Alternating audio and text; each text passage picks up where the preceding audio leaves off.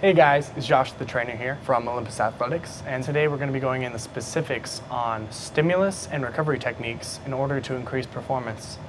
Today's video is going to be geared a little bit more towards athletes, since those are the main people concerned with their performance. So the first and most important thing when training for performance is having a plan and tracking your progress. You're not going to know if you're getting any better if you're not tracking your progress. And in that plan, here are some of the most important principles you need to have in place in order to increase your performance. Number 1, specificity. Number 2, increasing force output. Number 3, increase work capacity. Number 4, increasing athleticism. And number 5, progressive overload. The exercises that you do should be specific or building towards specific movements in whatever your sport is.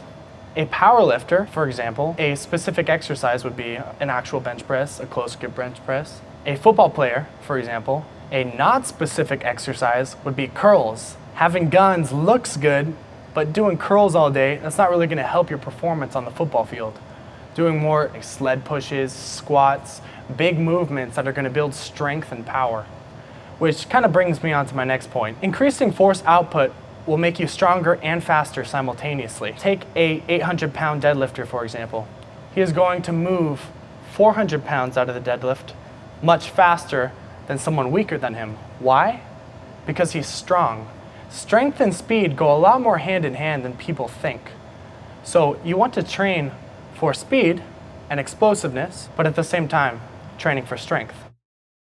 It doesn't matter how strong or fast you are. If you're dead after 3 plays in football or 5 seconds into a basketball game, your performance is going to be decreased very quickly.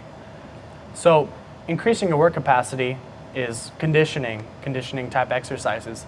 Maybe the only thing you have to do is cut your rest intervals shorter in your lifting. That's a great way to build work capacity. Athleticism has to do with your coordination and your rhythm. So this is going to be your ladder drills.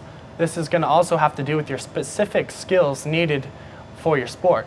So for example, a wide receiver catching footballs. That's their specific skill that they need to excel at that position. A quarterback needs to know how to throw a football. And you can practice that again and again and again in order to drill that technique in. And my last point goes hand in hand with what I started with, and that's having a plan. In your plan, you need to see progression. There needs to be improvement. Your 5-rep max on your squat should increase over 6 months. Your sled pushes, you should be adding weight to those. You should be doing it faster.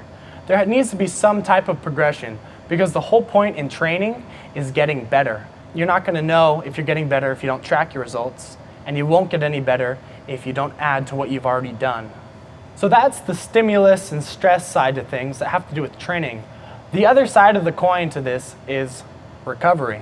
Like I said before, when you're creating a plan, as you're progressively getting stronger and adding more weight, more reps, you need to have a plan in place to manage fatigue. A very important thing to understand in the side of recovery is MRV.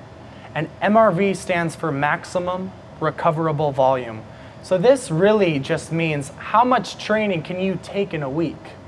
And there's no mathematical formula. No one can give you a number and say, this is your MRV. This is something that you're going to kind of have to figure out on your own. But basically, your body can only handle so much work in a week, in a day, in a month.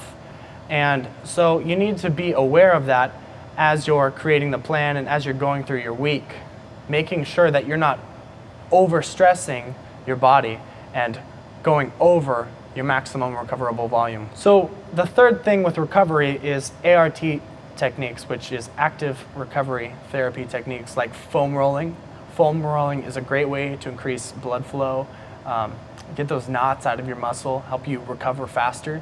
That way you can come back in and hit a good training session. Compression.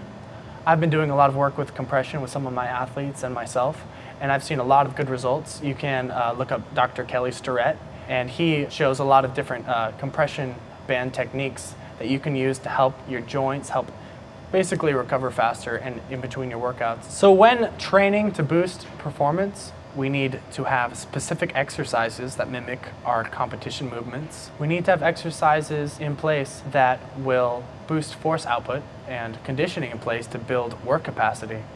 We also need to have drills to build our coordination for our specific tasks that our position require us to do. And probably the most important one is actually having a plan and progressively making it more and more difficult. That way you can grow and adapt to that plan.